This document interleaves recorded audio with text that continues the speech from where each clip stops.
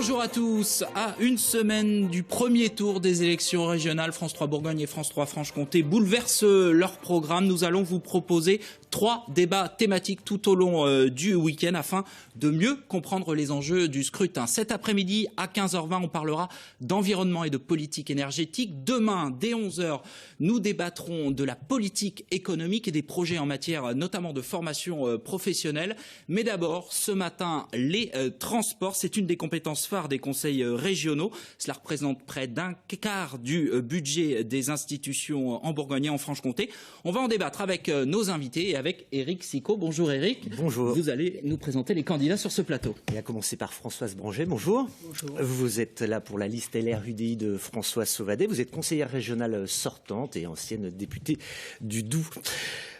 Michel Nognon, en face de vous, bonjour. Bonjour. Pour la liste PS de Marie-Guide Dufay, vous êtes premier vice-président sortant du Conseil régional de Bourgogne. Édouard Cavin, pour la liste Front National de Sophie Montel, bonjour. Bonjour. Vous êtes chef de file en Côte d'Or. Philippe Hervieux, pour la liste Europe Écologie Les Verts, bonjour. De Bonjour. Cécile Prudhomme, je précise, vous êtes vice-président sortant du Conseil régional de Bourgogne. Nous avons également Maxime Thiebaud, vous êtes la tête de liste de Debout la France pour ces élections régionales en Bourgogne-Franche-Comté. Bonjour à vous. Et puis Jimmy Derouault, bonjour. Bonjour. Vous êtes la tête de liste dans la Nièvre pour la liste alternative à gauche de Nathalie Vermorel. Alors vous en avez l'habitude, cette émission c'est aussi la vôtre, vous pouvez la commenter sur les réseaux sociaux, réagir, poser vos questions, faire vos commentaires avec le mot dièse qui s'affiche, REG BFC, c'est simple comme régional, Bourgogne-Franche-Comté, REG BFC, vos commentaires passeront à l'antenne. Alors madame, messieurs, au cours de ce débat, nous allons débattre de l'avenir des aéroports de Dijon et de Dole, du projet de canal entre la Saône et la Moselle, des transports scolaires, mais d'abord Éric, pour mettre ce débat sur de bons rails en quelque sorte, on va parler des trains. Oui, puisque les transports donc, sont au cœur de l'action du Conseil régional. C'est le premier poste budgétaire, avec près de 190 millions par an en Bourgogne, 140 en Franche-Comté. Alors l'essentiel, vous l'avez dit, Jérémy, est consacré au TER, les trains express régionaux qui ont été transférés aux régions, des régions devenues l'autorité organisatrice de l'intégralité de la mobilité interurbaine. On sait que les conseils régionaux ont investi, rénové le parc. On sait aussi que des lignes ont été fermées, modifiées, que certains usagers ne sont pas contents. Alors les conventions TER arrivent à leur terme en 2016 en Bourgogne, en 2017 en Franche-Comté. Est-ce qu'il faut en profiter pour tout revoir avec la SNCF? Qui veut commencer? Madame Branger. Écoutez, volontiers, puisque les nouvelles conventions portent, je crois, sur 1,5 milliard sur 5 ans. Donc ce n'est pas une mince affaire et cela représente un budget absolument énorme, un quart de l'action d'une région. Et au travers les TER, c'est beaucoup de choses. Ce sont beaucoup de choses. Ce sont les financements des matériels roulants, de l'accessibilité des gares, des déficits d'exploitation justement de l'ensemble des TER. Il y en a à peu près 600 par jour, il faut quand même le dire. Mais malgré tout, on attend de la SNCF une régularité, de la ponctualité et puis aussi de l'information. Alors, on sait bien qu'une majorité de trains arrivent à l'heure, mais quand même beaucoup de nos concitoyens se plaignent chaque fois.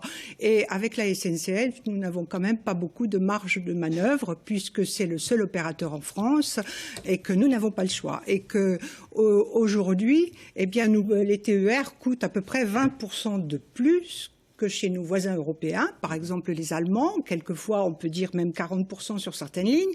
Alors vous pouvez imaginer, si les TER coûtaient 20% de moins, quelles sont les économies que nous pourrions réaliser pour d'autres politiques. Donc la volonté, c'est bien de renégocier avec la SNCF justement ces conventions qui arrivent à échéance l'année prochaine. Oui, alors justement, parce que François Sauvadet disait que le train coûte trop cher. Alors est-ce qu'il faut remettre la pression sur la SNCF, Michel Nognon?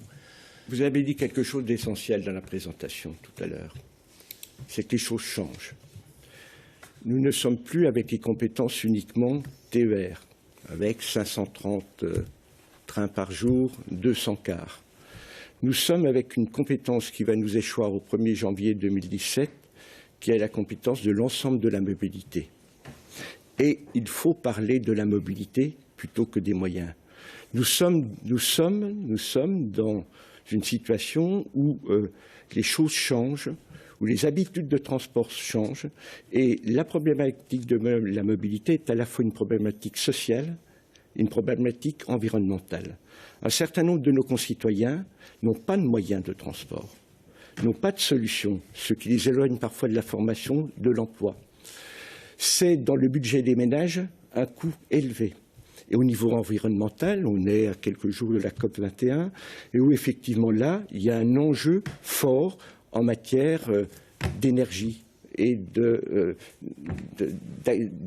pour faire en sorte aussi que l'énergie, les transports soient moins polluants.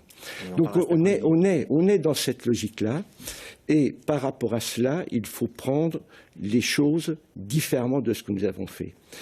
La mobilité, elle doit être partagée. Il ne doit pas y avoir une seule solution de mobilité.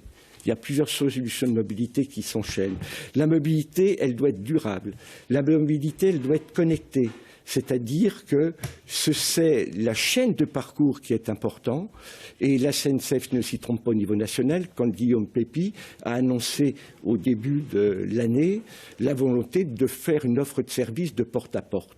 Et c'est cela les enjeux futurs. Alors on peut très bien parler des trains qui n'arrivent pas en retard, qui arrivent en retard, on peut parler de tous des problèmes que nous avons en négociation avec la SNCF, mais je pense que le choix politique d'avenir, c'est savoir comment on se positionne sur ces nouvelles compétences que nous allons avoir, qui vont nous échoir, comment la nouvelle région les prend en compte, et comment c'est l'ensemble de la chaîne de mobilité que l'on prend en compte, qui va de la marche à pied jusqu'à l'avion. Édouard Cabin, on va revenir sur les trains. Est-ce que pour vous, le réseau actuel est satisfaisant ? Non, tout d'abord, il n'est pas satisfaisant, mais je voudrais revenir sur ce qu'a dit Michel Neugnot. C'est assez intéressant d'écouter quelqu'un nous expliquer qu'il faut changer les choses alors qu'il est au pouvoir depuis des années, voire des décennies dans la région. Donc je trouve ça assez étonnant, et je pense que les téléspectateurs ne s'y tromperont pas. Quand on nous parle de changement alors qu'on est aux commandes, c'est assez déroutant, j'allais dire. Non, le réseau n'est pas satisfaisant. On nous parle de désenclavement des territoires la plupart du temps. Je note que le PS a voté la restriction du nombre de TER dans la Nièvre notamment.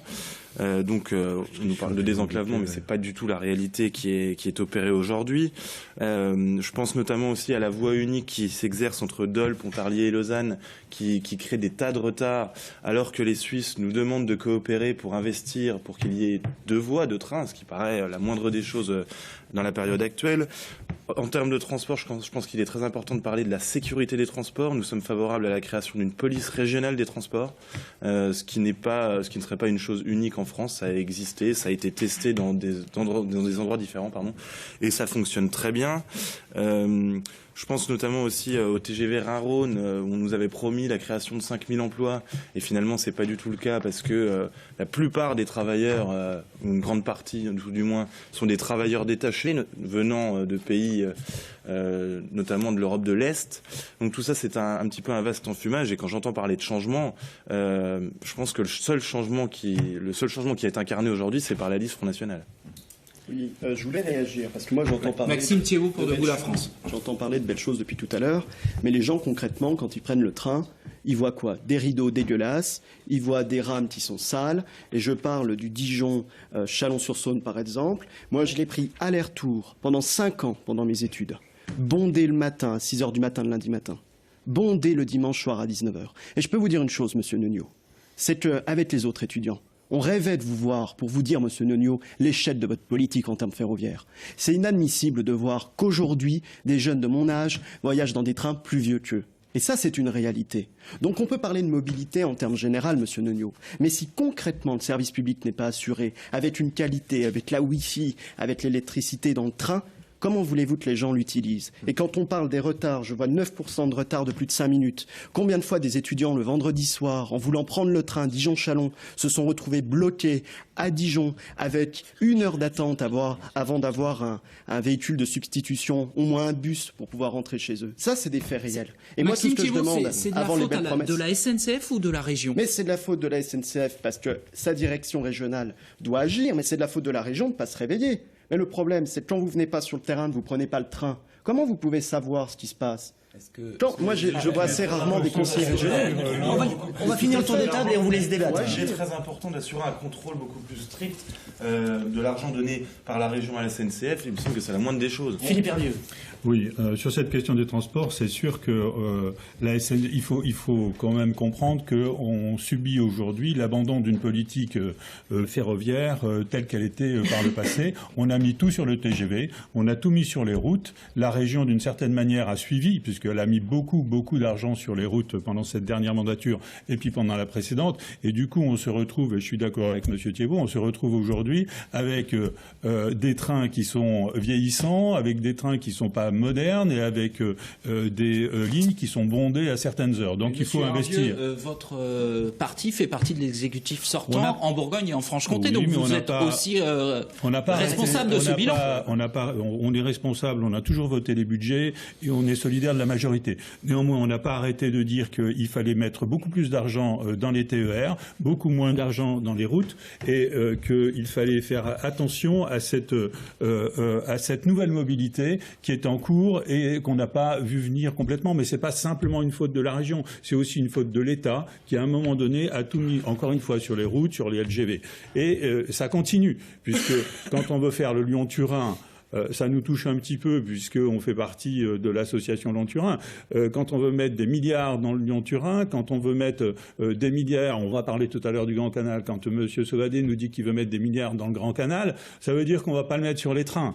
Et donc ça, c'est une véritable question parce que aujourd'hui, on a des problèmes de mobilité parce que le coût de la SNCF est trop cher et le billet est trop cher pour les gens qui l'empruntent au quotidien, que ce soit des étudiants ou des gens qui vont travailler. Mais il faut aussi parler de la question environnementale. L'enjeu des transports aujourd'hui, au moment de la COP21, c'est quand même un enjeu environnemental de gaz à effet de serre et de transition et de changement climatique, puisque les transports, c'est 27% des gaz à effet de serre et de la problématique. On va faire réagir votre voisin de droite qui ne s'est pas exprimé jusqu'à présent. Un petit dossier. Et M. Deriot est venu, me semble-t-il, en train depuis la Nièvre. Je suis venu en train et je suis arrivé. Il était à l'heure ? Voilà, et non, il n'était pas à l'heure. Voilà, encore un problème et effectivement un problème lié à la SNCF. J'ai demandé pourquoi le train était en retard et il y avait un problème de signalisation qui a bloqué le train.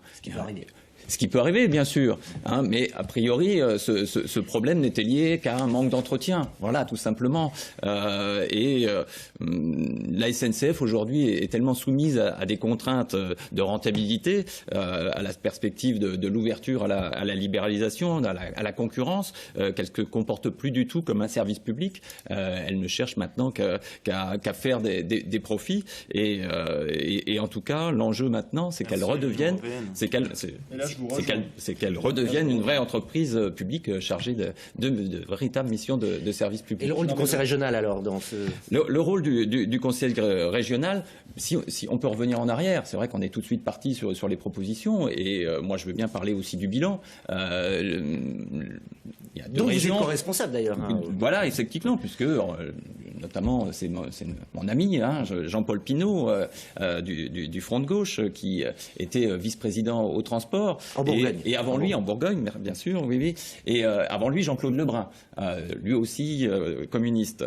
Et le bilan, c'est quand même que depuis 2004, 30% de fréquentation en plus. Donc, effectivement, il y a encore des progrès à faire, encore des efforts à faire, mais tout ça, effectivement, ça passe aussi par une remise en cause des politiques d'austérité actuellement. J'aimerais qu'on revienne à vous, Madame Branger. Vous avez dit tout à l'heure, le train coûte trop cher. Aujourd'hui, quand on paie un billet de train, ça représente 17% du coût total du transport en Franche-Comté, une trentaine de % en Bourgogne. Ça veut dire que c'est un moyen de transport déjà hyper subventionné, mais on entend ici et là que finalement ça manque de trains, ça manque d'aménagement. Alors est-ce que c'est compatible réduire un budget et augmenter l'offre de services ? Je crois qu'il faut regarder tous les moyens de transport aussi, puisque il y a pas que le transport par train, il y a aussi par autocar, et il y a les lignes IVO aussi qui dépendent directement de la SNCF. Ça veut dire que pour réduire le budget de transport, vous êtes prêt à transférer des trains, des lignes de train vers des bus ? Je n'ai absolument pas dit ça. J'ai dit que la SNCF doit revoir. Les budgets pas du tout. Pour les trains, on le sait. Écoutez, je pense que nous devons et nous allons faire pression sur la SNCF pour faire baisser le coût des TER. Parce que plus largement, c'est le modèle SNCF, le modèle économique, qui n'est plus tout à fait viable chez nous. Parce que les sources de productivité de la SNCF se font à l'étranger. Et il n'est pas normal que l'ensemble des TER, du réseau, des matériels reposent exclusivement sur les régions. Ce n'est pas possible. Parce qu'en plus, non, mais attendez, la SNCF organise elle-même sa propre concurrence. Moi, je suis très colère quand je vois effectivement les autocars qui viennent en concurrence directe avec les TER. Alors, on demande aux régions de payer les TER et la SNCF, que va-t-elle faire demain? Eh bien, elle va mettre des autocars et 46 villes desservies. Moi, je vous ai pris cette publicité que j'ai reçue par Internet. Moi, je regrette, mais à un moment, il faut revoir notre modèle en entier sur le territoire français. Il n'est pas acceptable que nous devions payer autant d'argent pour les TER et que, parallèlement, la SNCF organise sa propre concurrence. Vous l'avez Michel Nonniot. Excusez-moi, je voudrais quand même réagir. Après, s'il vous plaît, il faut quand même qu'on répartisse à peu près les temps de parole. Ils ont voulu ce paradigme. Ils ont voulu le système. Michel Nonniot, est-ce que effectivement c'est pas paradoxal d'ouvrir les lignes SNCF à la concurrence des bus, tout en demandant aux régions de financer les trains? Il faut mettre de l'ordre. J'entends tout ce qui a été dit. Je voudrais dire à M. Cavin que je me suis en perspective de la nouvelle loi, la loi NOTRe, qui va donner la compétence de toute la mobilité, de l'ensemble de la chaîne de... Laissez-moi, je vous ai écouté. Vous auriez peut-être dû éviter d'investir dans le renouvellement du corail. Si la loi NOTRe intervient. Je vous ai écouté. On vous donnera la parole après. Vous me répondrez. Quand j'entends tout ce bashing, il faut quand même revenir les pieds sur terre. Ah bah, j'ai pris le train, monsieur. Donc, je me mets, nous nous mettons avec Marie Buffet en perspective de la loi NOTRe qui donnera compétence à la région pour l'ensemble des solutions de mobilité à partir du 1er janvier 2017. Donc, c'est cela l'avenir, c'est ça le changement. On est dans un autre domaine. Deuxièmement, en ce qui concerne la SNCF actuellement et le développement, c'est-à-dire fort justement, développement de plus de 30% des usages. 30%. C'était fait par une politique qui était menée et avec les moyens que l'on avait et qui a permis d'avoir ce résultat.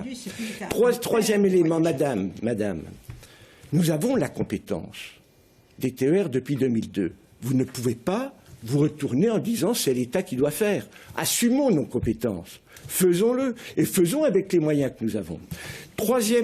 Autre élément, pendant 40 ans, on s'est totalement désintéressé de l'entretien des voies. On arrive à des solutions où, effectivement, des tronçons entiers, entre Paray-le-Monial et Namur en direction de Lyon, des tronçons entiers où on roule à 10 à 30 à l'heure sur des dizaines de kilomètres.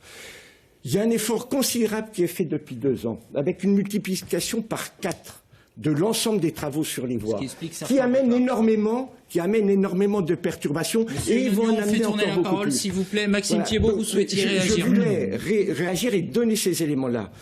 Vous les avez donnés. Voilà.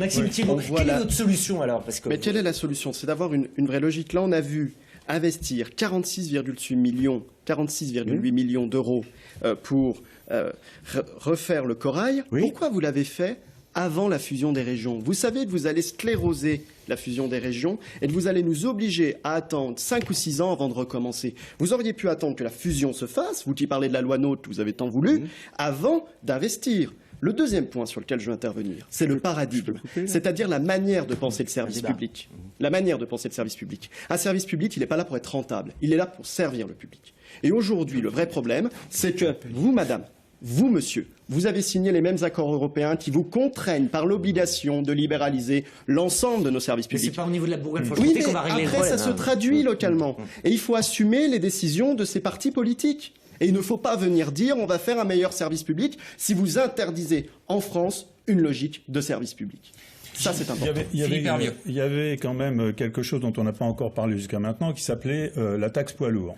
Vous voulez la réintroduire? Bien sûr qu'on veut la réintroduire. C'était une taxe qui permettait de financer, on parlait de financement et de moyens aujourd'hui pour financer le TER et le train. Alors ça veut dire et quoi le train concrètement? ça veut dire concrètement qu'il faut remettre en route cette affaire de taxe poids lourd de manière à moderniser les équipements ferroviaires. Aujourd'hui, on n'a pas les moyens sans cette taxe. Et je crois qu'il faut la remettre au goût du jour. Donc la droite vous êtes favorable, si vous revenez aux affaires, à instaurer une taxe poids lourd régionale. Exactement. La droite a flingué ça et la gauche s'est laissé faire.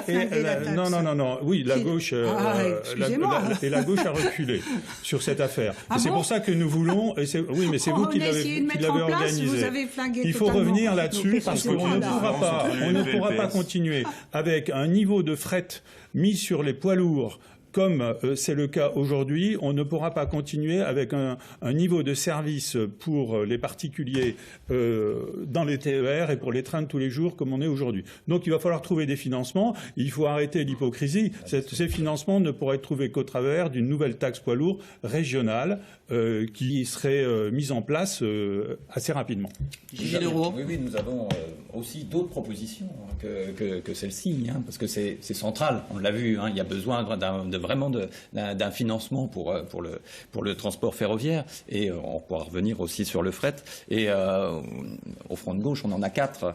Un versement de transport pour les régions, une taxe sur les entreprises qui bénéficient de toute façon qui bénéficient des infrastructures de transport. Donc c'est juste qu'elles aussi participent. Notamment dans les agglomérations. En Île-de-France, ça existe déjà en Île-de-France, donc on veut l'élargir à toutes les régions. Les entreprises, c'est approprié en ce moment. Et la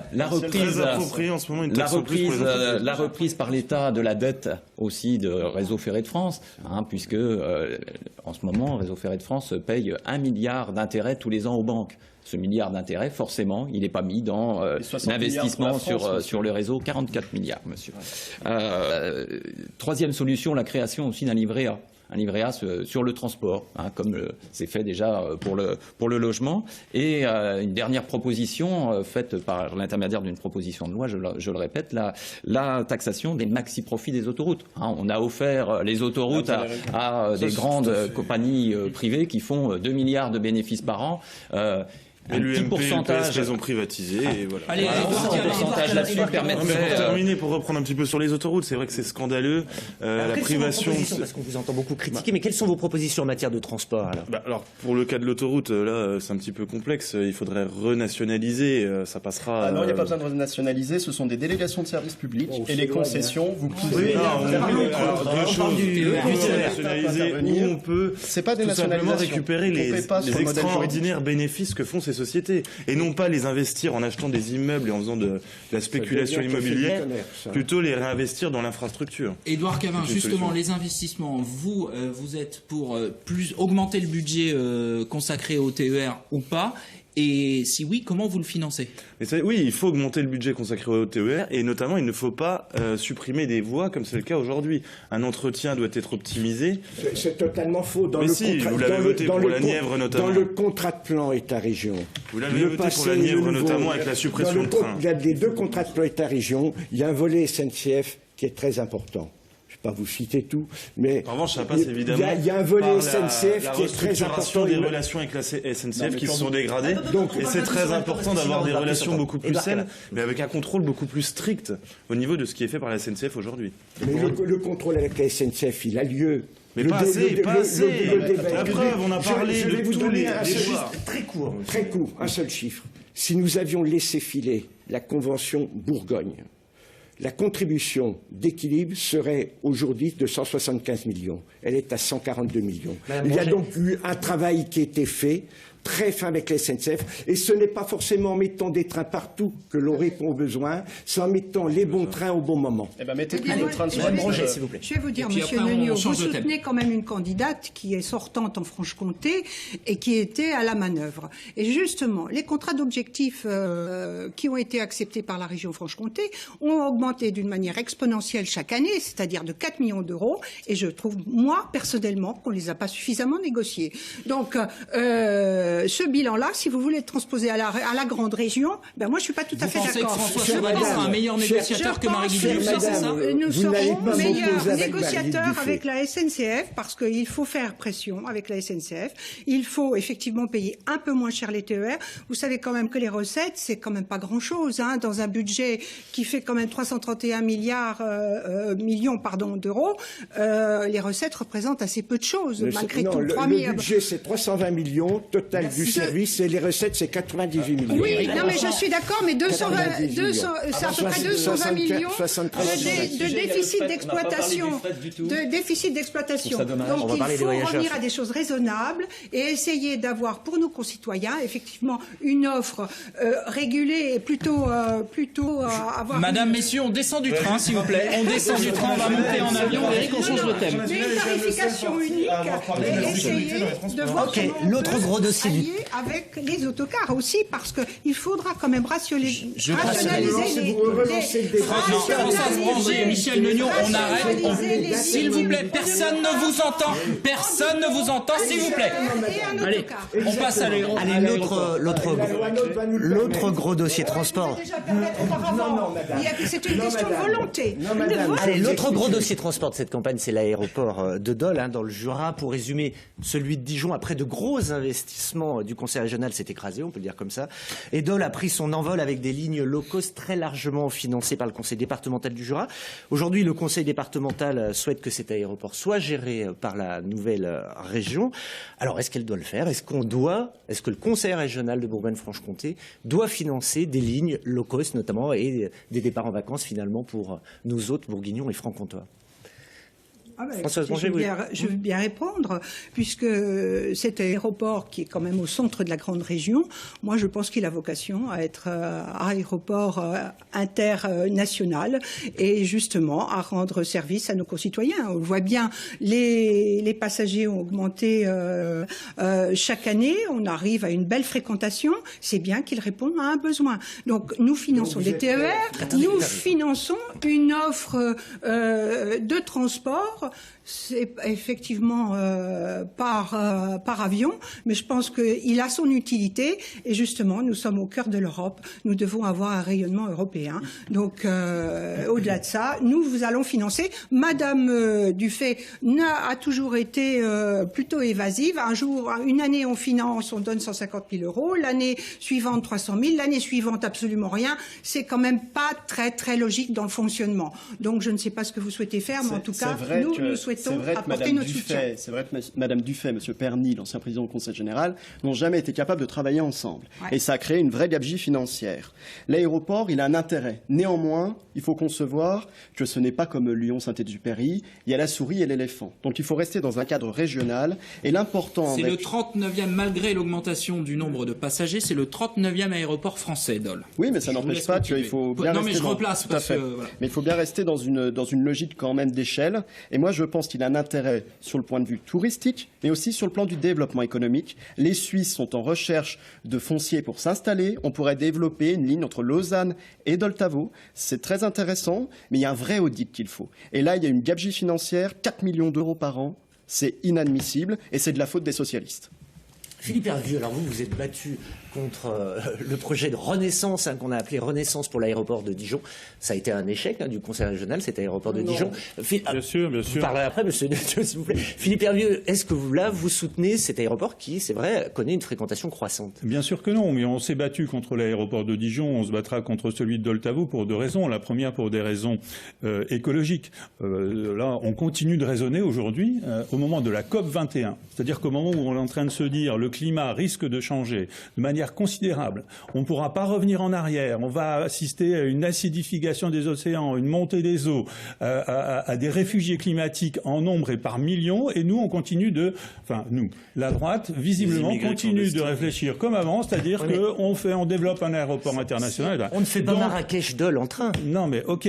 C'est 2% Attendez, des émissions de gaz à effet de serre. Il faut relativiser. Non, mais la question du climat, c'est est-ce que je peux pas parler? La question du climat, c'est rien du tout, je le sais, vous le considérez comme ça. Je dis que c'est 2% les gaz à effet de serre générés par... J'observe ce que dit la droite sur le sujet. Alors là, je vous rejoins, madame, parce que les Verts, c'est quand même la fin du nucléaire, le retour du charbon en Allemagne et la pollution de Paris. Donc j'aimerais bien pouvoir parler. Est-ce que c'est possible, messieurs, que je puisse parler sans être interrompu par les uns et par les autres? Allez-y. Donc, je dis qu'il y a un enjeu climatique et on ne prend pas en compte et c'est dramatique. 1.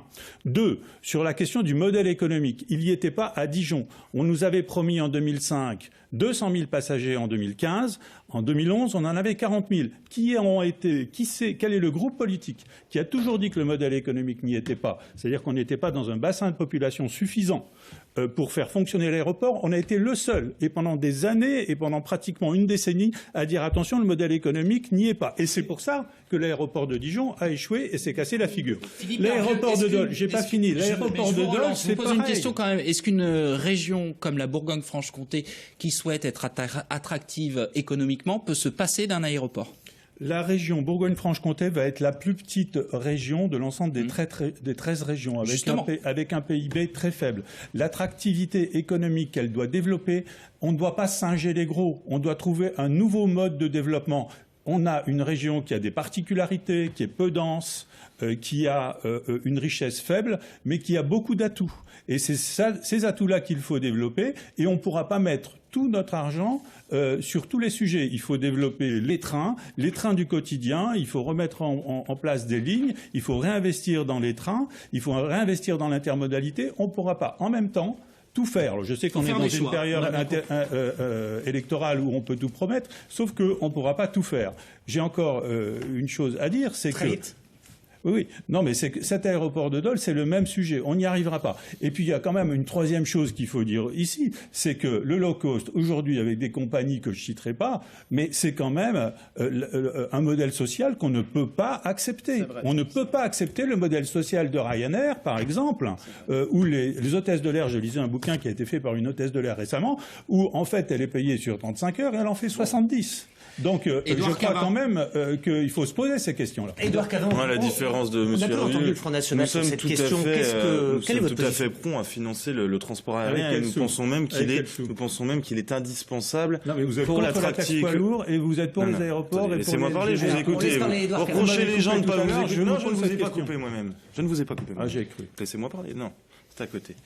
Nous sommes pour financer l'aviation, évidemment, car nous pensons que c'est très important pour le rayonnement économique et en tout cas faire des affaires, notamment avec des pays proches. Monsieur Thiebaud parlait tout à l'heure de la Suisse.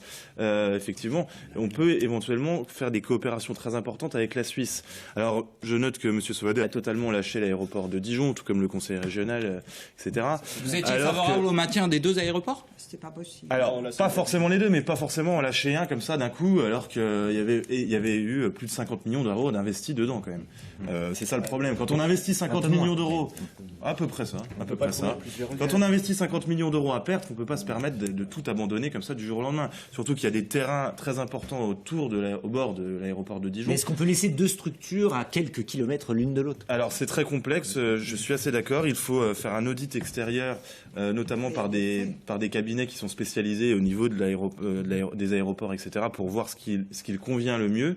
Mais je crois qu'il est très important de développer notamment l'aviation d'affaires, qui est totalement laissée pour compte aujourd'hui, au profit du low cost et des vols charters. Ou à Dole ou à Dijon? Alors, aujourd'hui principalement à Dole, mais on peut tout à fait imaginer que ça soit maintenu sur Dijon. C'est tout à fait envisageable. Moi, je veux bien rebondir. Monsieur Deroux. Qui dit aviation d'affaires dit, par rapport au financement, plus grande implication des chambres de commerce et d'industrie. Pour l'instant, voilà, on dit, on demande aux régions, est-ce que vous voulez investir dans les aéroports? Et pour nous, oui, il faut un aéroport régional, même si on sait que notre région est bordée déjà de plusieurs grands aéroports, mais Bon, pour l'aviation d'affaires, il en faut un. Mais si on dit aviation d'affaires, il faut effectivement une implication plus grande des chambres de commerce de tous les acteurs locaux, mais l'aéroport de Longwy, au bord de la côte de Beaune et de la côte de Nuit, qui est connu internationalement. Et même de l'État, parce que même si la loi NOTRe, effectivement, donne cette compétence à la région, l'aménagement du territoire doit rester aussi sur des grandes questions comme ça, affaire de l'État. Et là aussi, l'État doit avoir un avis à donner et voire même aider. Mais on continue à financer les lignes low cost également, monsieur Deroux? Non, bien sûr. C'est bien sûr que c'est pas le modèle que l'on cherche. C'est le modèle en cours. Mais c'est le modèle en cours, c'est sûr. Mais on voit bien que ces lignes ne marchent qu'à coup de subventions publiques. Dès qu'on arrête les subventions, la ligne s'arrête. La ligne s'arrête parce que les subventions, elles vont directement dans la poche des actionnaires. Donc là aussi, il y a une renégociation à avoir avec ces compagnies. Monsieur Nognaud, on ne vous a pas encore entendu sur l'aéroport. Il y a eu un échec à Dijon. Est-ce que vous soutenez l'aéroport de Dole? Alors déjà, je voudrais dire clairement que la gestion de Dijon, le projet Renaissance, était celui de la Chambre de commerce et d'industrie financée par 3 partenaires. Je le dis et le redis. Pour dire aussi que actuellement Doltavo est géré par la CCI et Keolis dans une structure SAS, et la compétence est assumée par la CCI encore, qui gère le site avec des financements publics. Le principe... Passons à vos projets. Non, mais je dis clair... On refasse pas l'histoire. Non, mais c'est pas refaire l'histoire, parce que vous dites la région aussi ça. C'est pas la région qui est en première ligne. C'était elle qui gérait le dossier. Non, faux. C'était elle qui était le tête de pont. Non, elle était cofinanceur avec le département et le Grand Dijon. Michel Nognaud, si le Parti Socialiste remporte les régionales, que faites-vous avec les aéroports? Laissez-moi y venir, j'ai entendu tout le monde. Voilà. Justement. Nous sommes, Marie-Hélène Dufay, François Patriat, nous avons été contre le financement du low cost. C'est clair, c'est net. On a été contre le financement du low cost. La Franche-Comté met des contributions très faibles au regard, et la Bourgogne a refusé, dans le projet que la CCI nous a présenté l'arrivée de low cost, nous avons été contre. Pour l'avenir, je voudrais qu'on donne aussi l'état des lieux. La région Bourgogne participe à 3 structures aéroportuaires. Saint-Yan, que vous ne connaissez peut-être pas, en Saône-et-Loire, une formation, un organe de formation qui travaille avec le lycée, qui est aussi très développé, qui est essentiel. Auxerre-Branche, nous sommes aussi dedans et on vient de financer la rénovation de la piste pour l'attractivité locale au niveau des entreprises. Et Dijon-Longwy avec le Grand Dijon. Dijon-Longwy avec le Grand Dijon, maintenant on s'est borné à tout ce qui est sanitaire, notamment de l'INAER qui est dedans, l'aviation d'affaires qui est nécessaire avec le climat. Par rapport à Doltavo. Concluez, s'il vous plaît. Par rapport à... J'ai rien dit jusqu'à présent. Ben si vous perdez du temps de parole, par rapport à votre responsabilité, mais on va vous couper. Doltavo, le problème va se poser à la fin de la concession, c'est-à-dire fin 2017, et c'est un sujet qu'il va falloir travailler. La complémentarité et l'approche aéroportuaire de l'ensemble de la Bourgogne-Franche-Comté devra être mise à plat et réfléchir. Ce que l'on veut, c'est créer un modèle économique qui soit viable à long terme. Okay. Voilà. Maxime Thiebaut, pardon. Il faut voir l'intérêt de Doltavo, c'est quand même central, et c'est à Dole, donc le Jura déjà ne sera pas oublié. Et deuxièmement, dans une logique de développement touristique, parce que votre loi NOTRe nous cloisonne quand même, nous la région Bourgogne-Franche-Comté, entre Paris, la métropole, et Lyon, qui vont avoir énormément d'avantages. Géographiquement aussi. Voilà. Et nous, on peut créer un vrai tourisme vert, un vrai souffle pour les Parisiens et les Lyonnais, mais c'est tout l'intérêt de cet aéroport qui sera situé à cet endroit-là, au cœur de la région, et je pense qu'on a tout intérêt à y réfléchir. Sauf déjà, que cet aéroport, aujourd'hui, c'est des départs en vacances plus que des vacanciers qui viennent. Il ne faut pas subventionner, je préfère être clair. Je ne parle même pas des hommes d'affaires. Il faut arrêter de subventionner. Moi, qu'on subventionne des gens qui partent des habitants de la région Bourgogne-Franche-Comté ne me dérange pas à partir du moment où ils payent les impôts dans la Bourgogne-Franche-Comté. Néanmoins, les gens qui viennent de l'extérieur de la Bourgogne-Franche-Comté ne devraient pas être subventionnés. Et la loi nous le permet, il y a un critère objectif. Donc on fait un tarif différencié, c'est ça? Tarif différencié. On voit ça sur différents services publics, cela est possible. Et néanmoins, je suis d'accord avec vous, monsieur, il faut lutter contre le low cost. C'est inadmissible. C'est du moins-disant social. Il y a des solutions à chercher, il y a des solutions à trouver. Sauf que le modèle sera beaucoup moins viable. Mais c'est pas une histoire de modèle, c'est une histoire de faire un vrai audit et d'avoir une vision. C'est une vision gaulliste qu'il faut là-dessus. Madame mais justement, si effectivement cet aéroport prend une dimension internationale, il va se développer. De toute façon, on peut mettre des subventions publiques jusqu'à une certaine limite. On est en expérimentation, donc il faudra poser le bébé dans quelques temps pour voir quelles seront la véritable rentabilité et au bout de quelques années. Il faut trouver le modèle économique, c'est certain, mais aussi nous souhaitons développer et puis mettre justement à proximité une plateforme avec les TER, avec une gare routière, que ce soit un pôle d'intermodalité justement pour que cela puisse fonctionner. Nous sommes au centre. La gare est à 15 km et qu'il n'y a aucune navette, il n'y a rien qui a été prévu. Justement, il faut dire, c'est quand même assez dramatique, un aéroport qui est au milieu de rien comme ça. Donc, ça marche, parce qu'on n'entend ni l'un ni l'autre. Edouard Cavard. Non, mais voilà, aujourd'hui, c'est quand même assez scandaleux d'avoir un aéroport au milieu de rien qui n'est pas desservi ni par... On pourrait tout à fait imaginer des navettes de bus qui rejoignent jusqu'à la gare, qui est située à peu près 20 km. C'est complètement incroyable qu'il n'y ait pas de navette entre les deux, comme font les gens. Vous avez raison. Mais alors, est-ce que vous très simple, mais ça prouve toutes les incompétences des uns et des autres à gérer des dossiers concrètement. Comment on fait pour rejoindre, c'est très concret, l'aéroport à la gare. Il n'y a aucune solution. Il n'y a pas eu de volonté politique. Non, mais là, c'est presque, j'allais dire, de la bêtise politique. Il manque une chaîne dans le maillon. Un maillon dans la chaîne, pardon. Et alors, quel pays, qu'est-ce que vous allez rechercher? Si vous ne voulez pas de compagnie low cost, vous allez où? Vous allez chercher qui pour faire vivre ces aéroports? Moi, au-delà des départs en vacances, comme je vous l'ai dit, nous sommes plutôt favorables à déployer massivement une aviation d'affaires pour attirer des investisseurs locaux. C'est l'idée principale que nous développons. Et on sait que les Suisses, notamment, sont prêts à faire des coopérations. Certains en parlent déjà pour favoriser le transport interpays, interrégional, interfrontalier, pardon, je cherche le mot, interfrontalier, qui nous sommes très proches et ça peut se faire tout à fait. Ils sont prêts à financer. Donc on pourrait tout à fait quand même imaginer des coopérations de financement. On les a approchés, les Suisses. Peut-être très mal, et ça ne m'étonnerait pas. Jimmy Deroux, vous qui êtes de Nevers, comment vous regardez le développement d'un aéroport à Dole? Est-ce que vous vous sentez concerné ou pas du tout?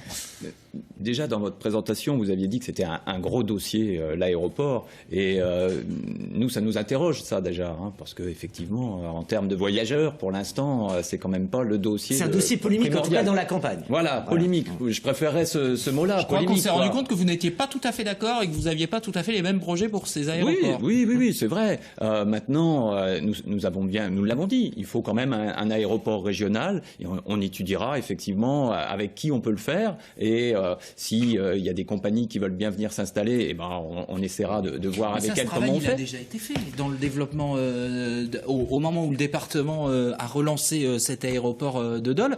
Ils ont sondé des compagnies, ils en ont fait venir certaines. Sauf que maintenant, voyez, vous parlez de département, maintenant on va être une grande région. Donc la discussion va être peut-être différente. C'est là. Et puis il y a maintenant plusieurs chambres de commerce et d'industrie qui peuvent être intéressées. Pourquoi pas, effectivement, voir aussi avec nos voisins suisses. Donc, je crois que on est au début de l'histoire et c'est ça qu'il faut dire. Et c'est le Conseil régional qui doit, pour s'en faire mauvais jeu de mots, piloter ce dossier-là. Piloter, mais comme je l'ai dit tout à l'heure, en liaison quand même avec l'État.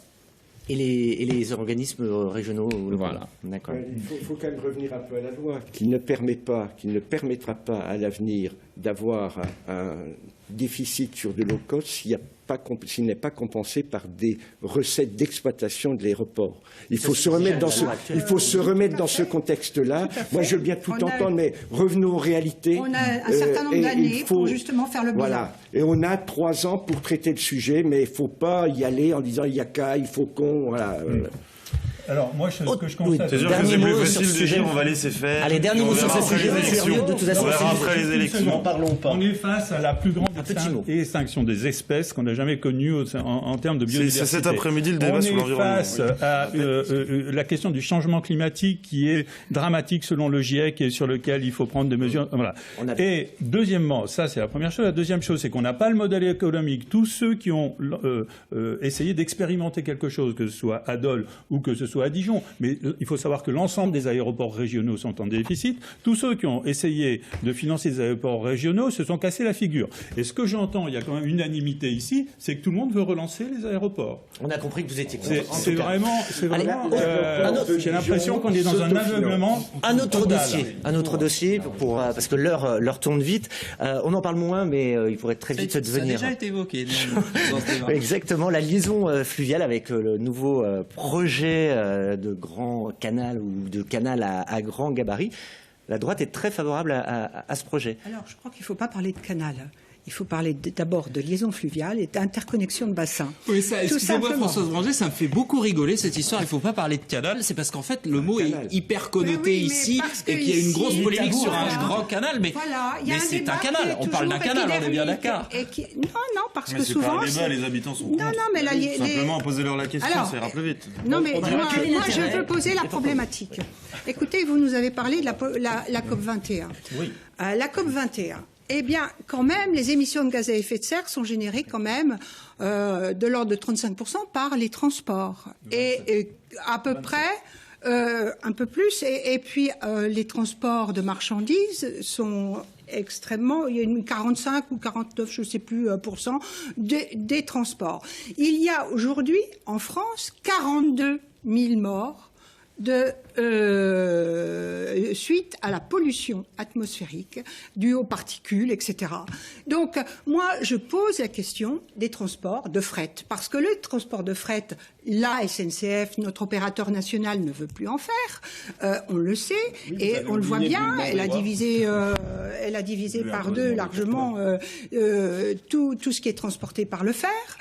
Et qu'on essaye bien de dire qu'on veut faire du fret, mais ceci dit, les plus grands tonnages de marchandises des échanges nord-sud passent par le couloir Franche-Comté.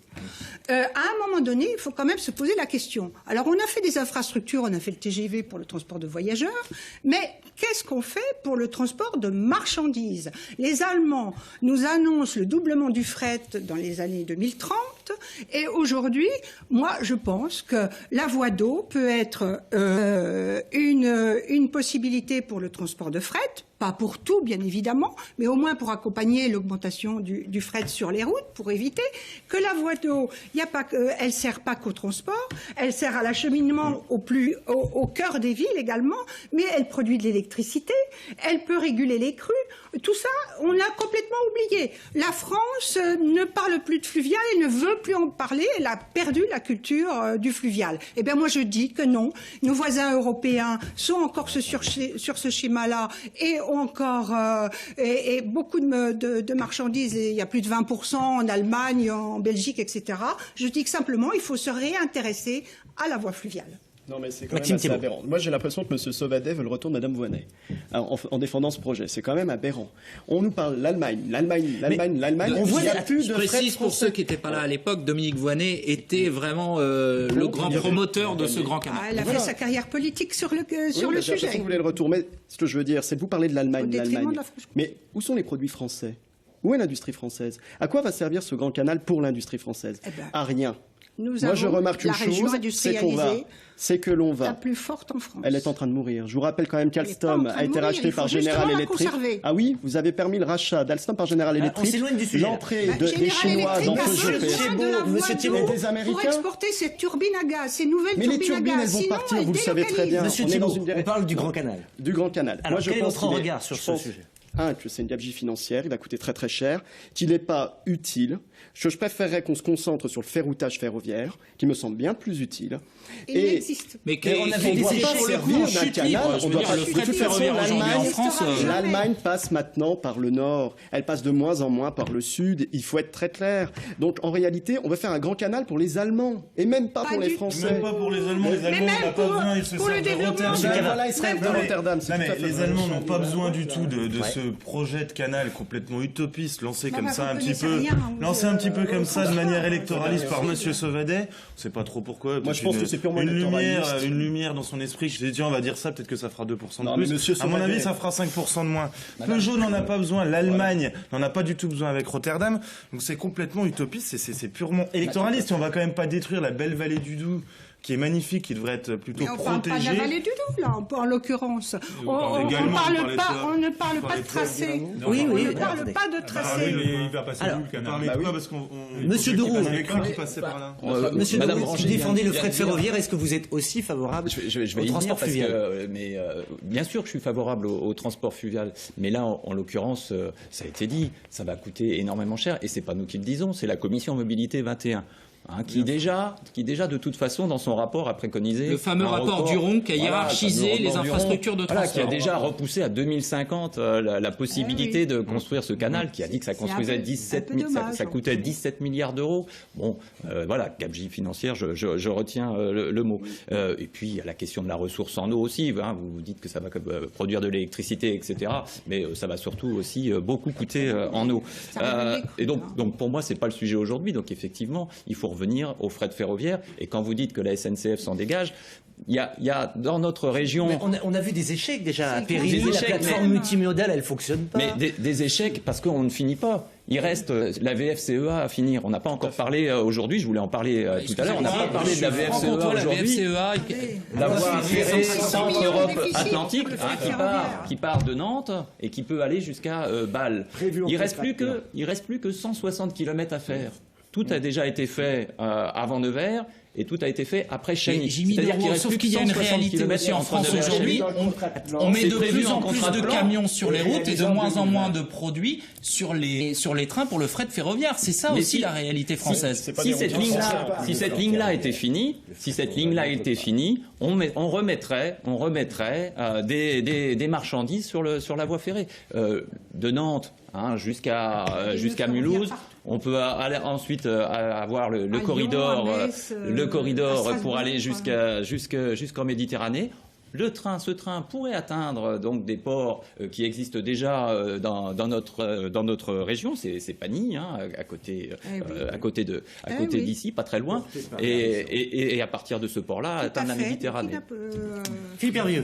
Oui, c'est un projet qui est une pure aberration, une aberration économique, une aberration écologique, mais je sais que M. Sauvadet l'a relancé, mais en ce moment, il se prend... 4 fois moins de gaz à effet de serre, 4 fois moins d'énergie, oui, 42 000 morts, ça vous parle pas, ça?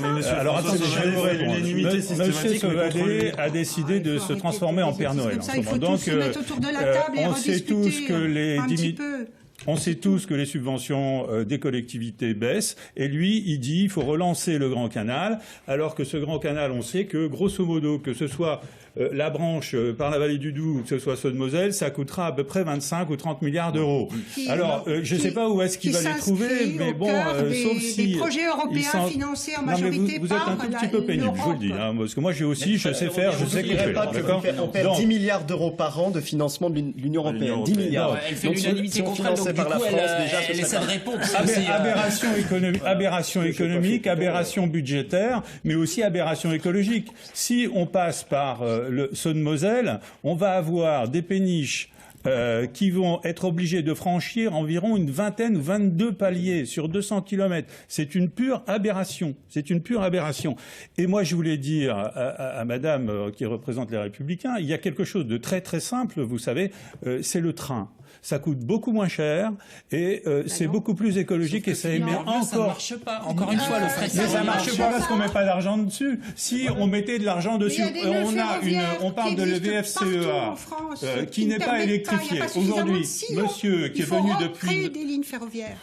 Monsieur qui est venu depuis Nevers, il va nous dire qu'il est venu avec une locomotive diesel. Pourquoi? Parce que de Nevers à Chagny, on est obligé de passer en mode diesel et il n'y a plus d'électricité. C'est ça les priorités. C'est ça les vraies priorités. Alors, il faut arrêter avec ces projets démentiels qui sont électoralistes à un petit peu comme le musée au parc. Invraisemblable. Un échec dramatique qu'a le musée au parc au niveau de son financement. Au niveau de son financement, et là, Monsieur Sauvadet lance un projet du canal, comme ça, il se prend certainement pour le duc de Bourgogne-Franche-Comté. Tiens, on va construire un canal comme pour ça. les agriculteurs, Pas d'études derrière, des milliards. de moins la tonne, le transport. Et le train. 3 euros. Et le train. Mais le train, c'est 600 millions de déficit pour la SNCF. Mais c'est le rêve des grandeurs. Mais C'est la folie des grandeurs. La folie des grandeurs. Mais attendez, on parle depuis tout à l'heure du TER, on n'arrive pas à le financer, on a des vrais problèmes, et là on va mettre plusieurs milliards dans un beau et grand canal. 25 milliards. Impressionnant. On a pas demandé à Michel Legnaud ce qu'il en pensait. Remettre le sujet sur la table, c'est tout. C'est ça qui est impressionnant. S'il vous plaît. C'est qu'on est à côté de la plaque. Depuis tout à l'heure, on parle des problèmes financiers, on rame les Français en bave, ils font payer des impôts, et là, boum, on leur sort un grand canal qui va être beau et qui a qu'une vision électoraliste, parce que M. Sauvadet a eu du mal à faire sa liste. En plus, c'est une promesse et il ne sera jamais fait. Heureusement pour les... C'est loin d'être électoraliste, parce que vous voyez, vous n'êtes pas d'accord avec moi. C'est une question de conviction et d'avenir de la planète également. Mais il reste un peu moins d'une minute avant le flash de midi, Monsieur Nognaud. Bien, ce projet était remis après 2050 par le rapport Duron. Je rappelle que l'ensemble des projets promis par Sarkozy, il y en a pour 120 ans de financement. Pas du tout. 120 ans, le choix était fait. Vous êtes quand même. Laissez-moi parler.